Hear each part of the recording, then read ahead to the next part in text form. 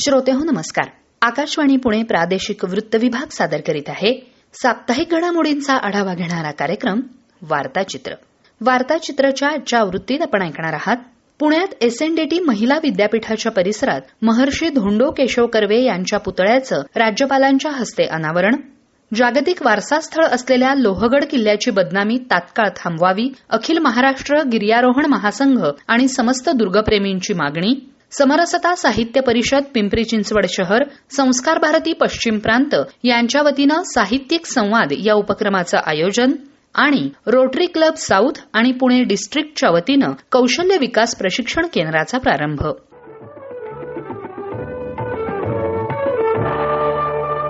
SNDT महिला विद्यापीठाच्या 111व्या स्थापना दिनानिमित्त पुण्यातल्या एसएनडीटी महिला विद्यापीठाच्या परिसरात उभारण्यात आलेल्या भारतरत्न महर्षी धोंडो केशव कर्वे यांच्या पुतळ्याचं अनावरण राज्यपाल जिष्णू देववर्मा यांच्या हस्ते नुकतंच करण्यात आलं. त्याचबरोबर इनोव्हेशन महाकुंभच्या दुसऱ्या आवृत्तीचं उद्घाटनही यावेळी राज्यपालांच्या हस्ते करण्यात आलं. भारतरत्न महर्षी धोंडो केशव कर्वे यांनी उभारलेल्या स्त्री शिक्षणाच्या महान परंपरेला पुढे नेत एसएनडीटी महिला विद्यापीठानं शिक्षण, संशोधन, नवोपक्रम आणि महिला सक्षमीकरणाच्या क्षेत्रात देशासाठी आदर्श कार्य केलं आहे.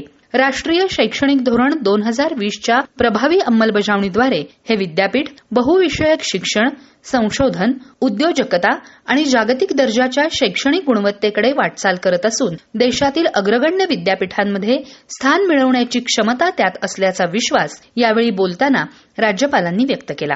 यावेळी केंद्रीय राज्यमंत्री मुरलीधर मोहोळ, राज्याचे उच्च आणि तंत्रशिक्षण मंत्री चंद्रकांत पाटील, खासदार मेधा कुलकर्णी, कुलगुरू प्राचार्य उज्ज्वला चक्रदेव यांच्यासह प्राध्यापक, आजी आणि माजी विद्यार्थिनी मोठ्या संख्येनं उपस्थित होत्या. विद्यापीठांनी केवळ अध्यापन केंद्र न राहता संशोधन, नवोपक्रम, समस्या निराकरण आणि राष्ट्र निर्मितीची केंद्र बनली पाहिजेत. कृत्रिम बुद्धिमत्ता, डिजिटल तंत्रज्ञान, जैव तंत्रज्ञान, हवामान बदल, आरोग्य, कृषी आणि सामाजिक उद्योजकता यांसारख्या क्षेत्रात विद्यार्थिनींनी संशोधन आणि नवोपक्रमावर भर द्यावा असं आवाहन यावेळी राज्यपालांनी केलं.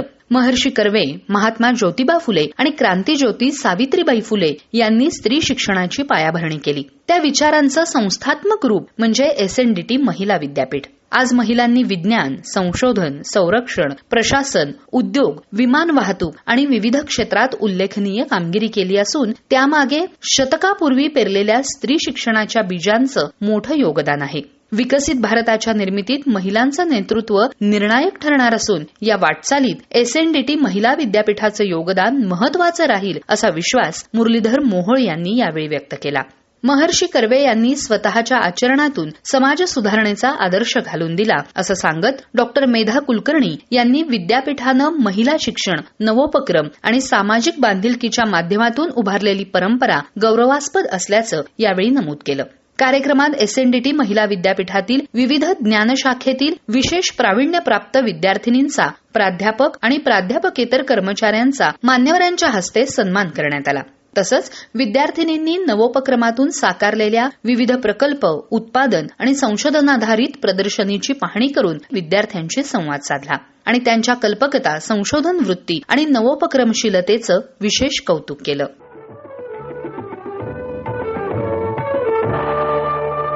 लोहगड केवळ पर्यटन स्थळ नसून महाराष्ट्राच्या दुर्ग वैभवाचा एक महत्वपूर्ण ऐतिहासिक वारसा आणि छत्रपती शिवाजी महाराजांच्या इतिहासाशी निगडीत पवित्र श्रद्धास्थान आहे. गडावर नुकत्याच घडलेल्या दुर्दैवी घटनेनंतर लोहगडाविषयी समाज माध्यमांवर आक्षेपार्ह, अवमानकारक आणि बदनामीकारक भाष्य करण्यात येत आहे. ही बाब अत्यंत निषेधार्ह असून ती तात्काळ थांबवण्यात यावी असं आवाहन अखिल महाराष्ट्र गिर्यारोहण महासंघ तसंच समस्त गडप्रेमी आणि शिवप्रेमी यांच्या वतीनं करण्यात आलं आहे. अशा प्रकारांना आळा घालण्यासाठी आवश्यक उपाययोजना कराव्यात तसंच संबंधित यंत्रणांवर कारवाई करण्यात यावी असं आवाहन शासनाकडे करण्यात आल्याचं ज्येष्ठ गिर्यारोहक उमेश झिरपे यांनी सांगितलं. ते म्हणाले, नुकताच लोहगड किल्ल्यावर झालेल्या दुर्दैवी प्रकारानंतर एक समाजातली विकृती पाहायला मिळत आहे. लोहगडच्या या दुर्दैवी घटनेनंतर ह्या विषयाला घेऊन काही मंडळी रील्स बनवत आहेत, मीम्स बनवत आहेत आणि समाज माध्यमांवरती चुकीच्या गोष्टी सांगतायत की ज्याच्यातून किल्ल्याची बदनामी होतीये.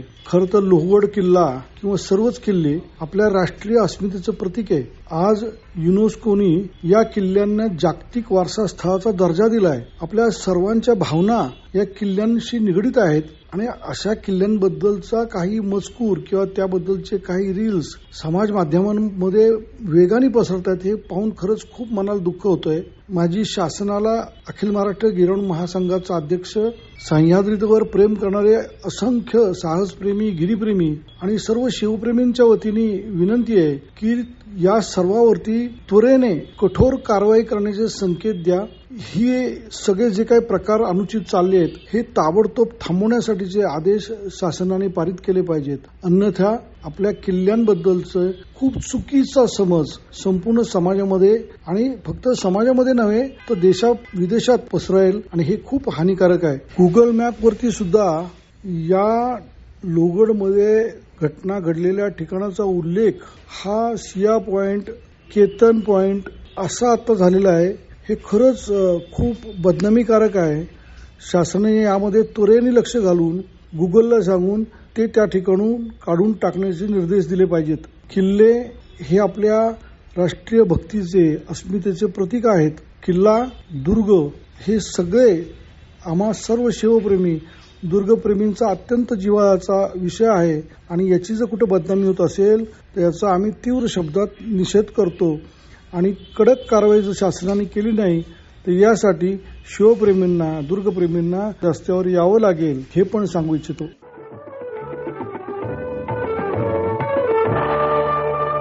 पुण्यातील गिरीप्रेमी गिर्यारोहण संस्थेच्या केवळ महिला गिर्यारोहकांचा संघ लडाखमधील मेंटोक कांगरी या हिमशिखराच्या मोहिमेसाठी रवाना झाला आहे. या 16 दिवसांच्या मोहिमेत 18 वर्षांच्या तरुणीपासून ते 50 वर्षांच्या पुढील महिलेपर्यंत 11 महिला सहभागी झाल्या असून 60 वर्ष वयाच्या ज्येष्ठ गिर्यारोहक अंजली कात्रे यांचाही या विशेष मोहिमेत सहभाग आहे. या मोहिमेचा शुभारंभ ग्रॅव्हिटस फाउंडेशनच्या संस्थापिका उषा काकडे यांच्या हस्ते भारताचा राष्ट्रध्वज देऊन नुकताच करण्यात आला.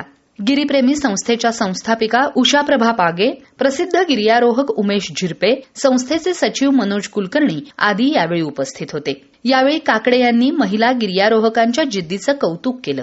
अत्यंत कठीण परिस्थितीत सलग 16 दिवस चालण्याची तयारी आणि कोणतीही भीती न बाळगता हिमालयातील आव्हानं स्वीकारण्याचा आत्मविश्वास या महिलांमध्ये दिसून येतो. त्यांच्या धैर्याला आणि चिकाटीला मी सलाम करते, असे गौरवोद्गार काकडे यांनी यावेळी बोलताना काढले.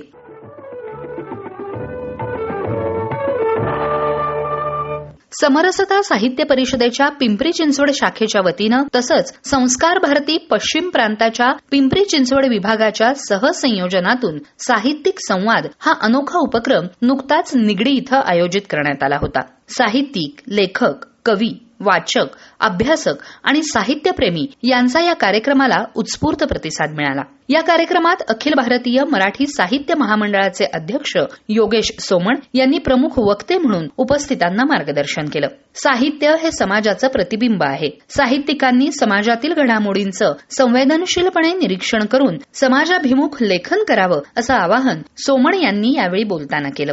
नवोदित लेखकांनी सातत्यानं वाचन, चिंतन आणि लेखन यांचा ध्यास घेतल्यास दर्जेदार साहित्य निर्मिती होऊ शकते असंही त्यांनी नमूद केलं. यावेळी पिंपरी चिंचवड संघ कार्यवाह नरेंद्र पेंडसे यांनी राष्ट्रीय स्वयंसेवक संघाच्या पंचसूत्री कार्याचा परिचय करून दिला. सामाजिक समरसता, कुटुंब प्रबोधन, पर्यावरण संरक्षण, स्वदेशी आचरण आणि नागरिक कर्तव्य या विषयांवर त्यांनी मार्गदर्शन केलं. यावेळी या विषयाची प्रचिती देणारी सौहार्द्र समृद्ध सद्भावाची चित्रमाला ही विशेष प्रदर्शनी संस्कार भारती पश्चिम प्रांत पिंपरी चिंचवड समितीच्या वतीनं आयोजित करण्यात आली होती.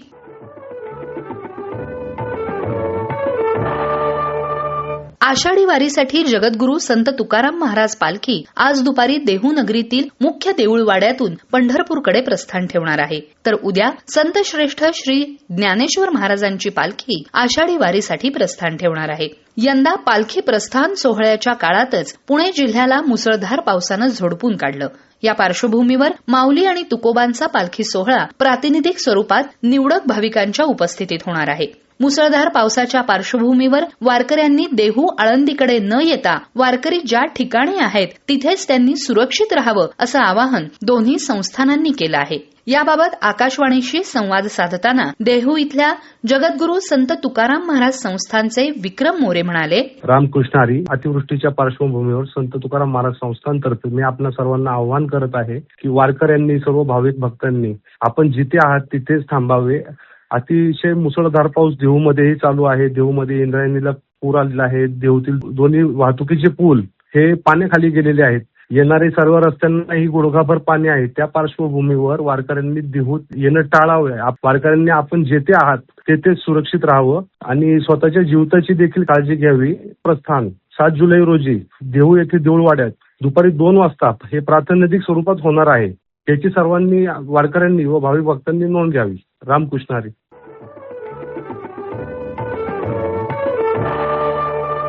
1 जुलैपासून रोटरीचं नवीन वर्ष सुरू होतं. त्यानिमित्त रोटरी क्लब पुणे साऊथ आणि डिस्ट्रिक्ट रोटरीच्या पुढाकारानं गरीब, वंचित आणि गरजू युवकांसाठी एक कौशल्य विकास प्रशिक्षण केंद्र सुरू करण्यात आलं. रोटरीचे डिस्ट्रिक्ट गव्हर्नर नितीन ढमाले आणि रोटरी क्लब पुणे साऊथचे प्रेसिडेंट विनोद अग्रवाल यांच्या हस्ते या केंद्राचा नुकताच शुभारंभ करण्यात आला. याविषयी कौशल्य विकासचे संचालक संजीव ओगले यांनी आकाशवाणीला अधिक माहिती दिली. आमचं वर्कशॉप गोलटेकडी स्वारगेट पासून 1 किलोमीटर अंतरावर आहे. हे वर्कशॉप जे आहे हे स्किल डेव्हलपमेंटचं वर्कशॉप आहे.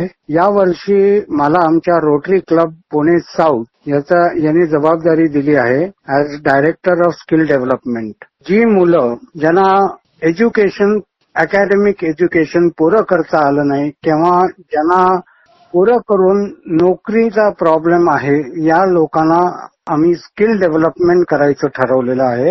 याच्यामध्ये वंचित, गरीब, गरजू मुलं ही सगळी आम्ही एनरोल करणार आहोत. या स्किल डेव्हलपमेंट मध्ये आम्ही आमच्या वर्कशॉपमध्ये lathe, welding, fitting, electrical, plumbing, मग फाउंड्रीला लागणारे जे कास्टिंग आणि पॅटर्न मेकिंग असतात, तेव्हा इलेक्ट्रिकल, पीसीबी असेंब्ली, या सगळ्यांमध्ये आम्ही ट्रेनिंग देणार आहोत.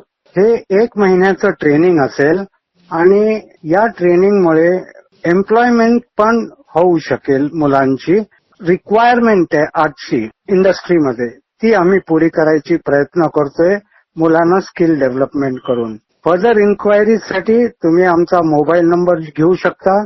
तो आहे 9922440667. हा initiative rotary club of Pune south यांनी घेतलेला आहे. थँक्यू.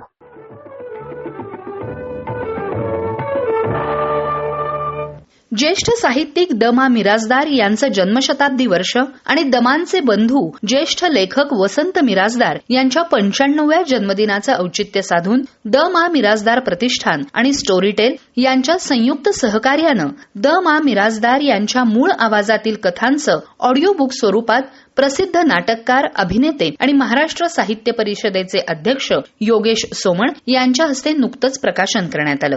द मा मिरासदार यांच्या लेखनात शब्दप्रभुत्वाप्रमाणेच त्यांच्यातील दृश्यात्मक आकलनाचं सामर्थ्य प्रभावी आहे. त्यांच्या कथाकथनाचं हे श्राव्य रूप स्टोरी टेलिंगचा आदर्श ठरेल असं प्रतिपादन सोमण यांनी यावेळी बोलताना केलं. यावेळी शिवाजीचे हस्ताक्षर, फुकट, भूताचा जन्म, 99 बादची एक सफर, साक्षीदार, नदीकाठचा प्रकार, धडपडणारी मुले आणि व्यंकूची शिकवणी अशा दमांच्या 8 कथांचं श्राव्य रूप यावेळी स्टोरीटेलच्या वतीनं प्रकाशित करण्यात आलं.